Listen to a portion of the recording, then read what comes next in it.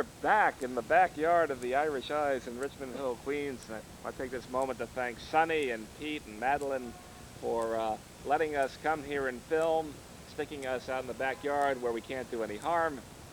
So we're grateful to you guys. And now we have a real treat for you. We have Kathy Gutleiber, the globe-trotting Kathy Gutleiber, the author of the chapbook Venice in the Rain. She used to be with the New Press, but she wised up. She teaches Spanish at the Richmond Hill High School, so local girl too, and speaks several languages. Got a master's degree in English literature at Brooklyn College, and as I say, she has trotted the globe You could say that, yeah. a couple of times. Yes, Kathy, welcome to Poet to Poet. Thank you, Robert. It's a pleasure to be here. Oh boy. So, why don't we, you were talking about doing a 10-minute world tour. I thought that would be a nice idea to All right, take people to a few different countries. What's our first stop? Our first stop is going to be Venice. Oh, I've been there already. The streets are flooded. Oh, no, once in a while. Oh, Usually okay. it's pretty nice. Okay, Would you like to go there now? Yeah. Okay. Let's go. Great. I'll follow you anywhere. This is called the Gondolier of Venice. Perché ti piace Venezia? Some songs are immortal, sung the same way by how many gondoliers for countless years. Venezia they love and serenade, every night on the tourist cavalcade, through the dimly lit back alleys, under bridges and the ripened moon. Who knows how long they've plied the Grand Canal? How long have men loved women, sings my gondolier.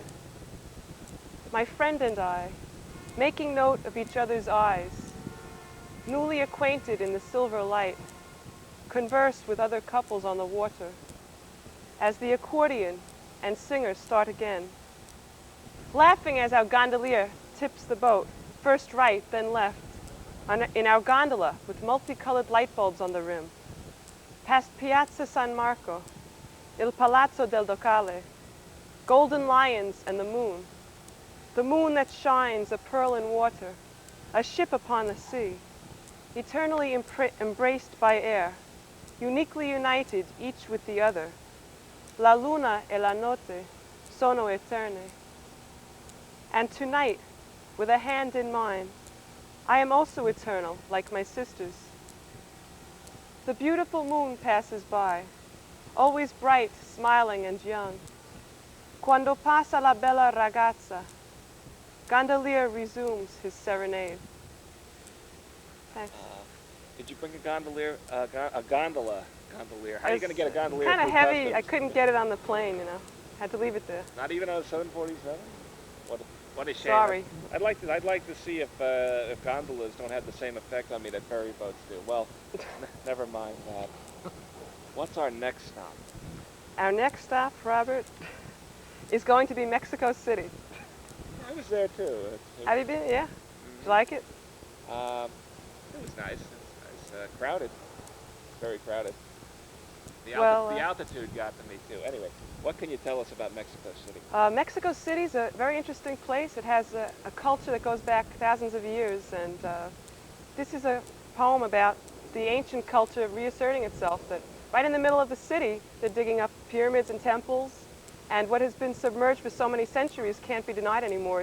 It's reasserting itself. It's the New Mexico is the blend of two cultures, the European and the Aztec, and that's what this is about. It's about Quetzalcoatl, the plumed serpent god of the Aztecs, coming back. Yeah, you want to watch that. Would you like to hear it? Mm-hmm. Okay, then I'm going to read it for you. It's Great. called Tenochtitlan, which is the original name for Mexico City. The serpent resurrects through centuries of soil beaten fine by soldiers' feet, conquering for country and for king. Olmeca, Tolteca, Mixteca, Mexica, Azteca, España, shuffle across the military theater. He rumbles over temples raised, with churches built above in substitution, thunders and shudders enraged, through the valley floor, returning as the seers of Montezuma saw. Quetzalcoatl rises, the feathered serpent sleeps no more. Quetzalcoatl seeks his faithful, striking like an obsidian knife at the heart of the hybrid city, stretched out on a slab. The Plaza of El Zócalo, seat of the moment's governments. His pyramid, a shadow of his glory, lies like so many long discarded skins, shed every 52 years in succession, when time ended and began. The viper's feathers shine like a rainbow in the sky, a hope of the nomads wandering, finding the promised land in a dried out lake bed where an eagle perched with a snake in its beak. The great God's eye glistens in the smile of a little child who sells me a flute in the shape of a tortoise. At the base of the pyramid of the sun she stands, like a sacrifice, bartering her past for a paper dollar. I clamber up the tortuous steps, the summer sun beating on my head, as the mountains of Mexico stretch far away, blue in the distance, like monuments built before the human race had broken the bonds of infancy, before innumerable rounds of 52 years, curling and curling about like the tip of the serpent's tail. Who built the mountains, inspired the pyramids, men striving for something higher, the freedom of the eagle, strength of the jaguar, divination of the snake, tracing a strange, inscrutable design over the desert floor. My eye is in that sea of azure haze, sweeping my imagination upon the winds, like the limbs of Coyoshakri, the moon, dismembered sister of the sun, glowing pale beside her brother. Shall I dare descend the jagged steps to the darkened valley, the avenue of the dead leading to the pyramid of the moon? Shall I dare return along the dusty cactus-lined highway to Tenochtitlan? Quetzalcoatl, rising in plumed glory, giver of maize and maker of men, fleet as the winds and lord of time. Is this era but another of your coils, spiraling incessantly into uncountable beginnings? Thank you. Good grief. Let's pull into a rest area for a moment on our world tour here. Shall we? Now we're talking about a god who is a feathered snake. That's right. You say. That was the god of the You know, all the pre-Columbian peoples. snakes make me nervous, and feathers make me sneeze. And between the two, I'm not sure which is worse. Actually, there is something worse, and that's, I think, going to the dentist.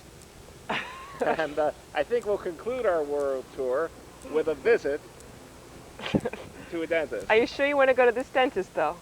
Yeah, why not? I mean, why, he uses the same pliers as all the others, right?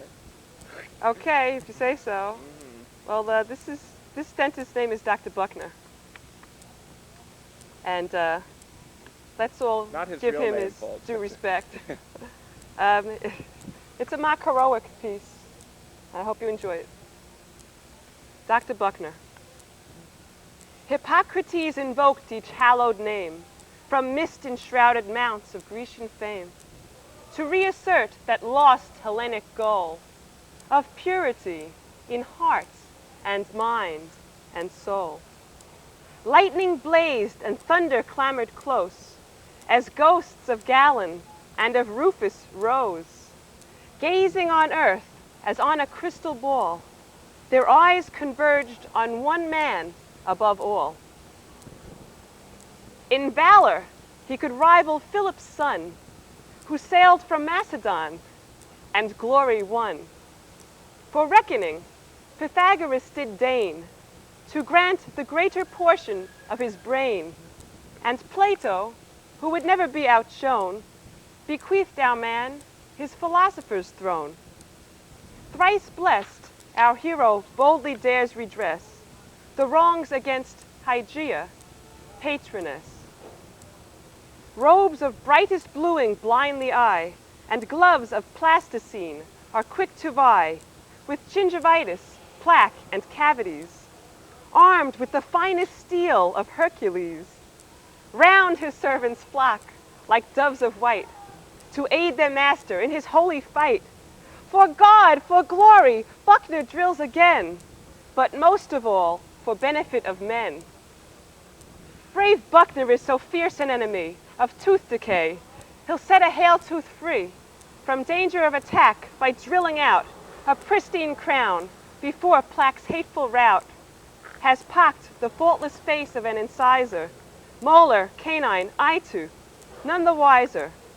Clients proudly smile their silvery whites as Buckner jacks insurance to new heights.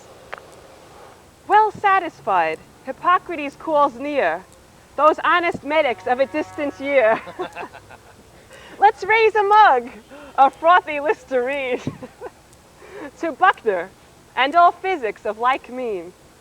For all the gentry seem beyond repair, have all their teeth and wits, their limbs and hair. And what they lose is easily replaced, or added to, or covered, or erased. Whoa. Thanks. Come back. Thank you very much. Come back from your world tour, Kathy. Thank you. Thanks so much for sharing all that. Kathy Thanks. Gutleiber, ladies and gentlemen, on Poet the Poet. That reminds me, Steve, how's that molar doing? No, it's no good. I'm going to have it yanked, I think. Buckner, no. Buckner, if you're out Get there, these rests. if you're out there, pal, we have a new customer for you now. Want to thank Steve Freed and Kathy Gutleiber for coming on. And late-breaking news, I just heard from Villanelle Mel. Wow. Yeah, very How's he glad. doing? Oh, he's have a very active social life, and he sent me this one called "On Dining Out," and that's his bus going by right now.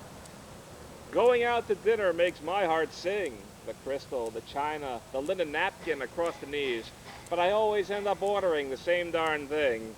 Never met a waitress who didn't make my heart go ping, especially in miniskirt and mini apron. Toting wine and cheese. Going out to dinner makes my heart sing. Crafted card displaying today's special, simply dazzling, except the calligraphy suggests a degenerative disease, but I always end up ordering the same darn thing. So we perused the regular menu, preparing to fling dietary caution to some gale force breeze. Going out to dinner makes my heart sing. A loaf of bread, a jug of wine, a buffalo wing, and thou in satin blue jeans, munching fillet of fleas, but I always end up ordering the same darn thing. Finally, that old devil check comes, snapping my budget strings. So we'll wash a few dishes, except soap suds make me wheeze. Going out to dinner makes my heart sing, but I always end up ordering the same darn thing. And that's another one for Poet the Poet. See you next time.